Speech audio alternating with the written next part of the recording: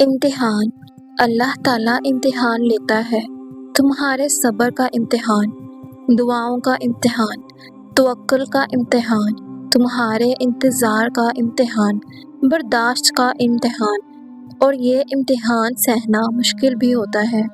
کبھی کبھی ہم تکلیف برداشت نہیں کر پاتے اور اپنی دعاؤں پر توکل کرنا چھوڑ دیتے ہیں۔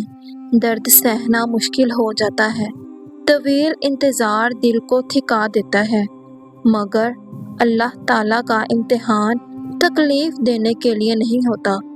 غور کرو تو پتہ چلے گا کہ جب تم اس امتحان میں نہیں تھے تب تم اللہ سے اتنا قریب نہیں تھے جتنا اس درد نے تمہیں اللہ کے مزید قریب کر دیا ہے۔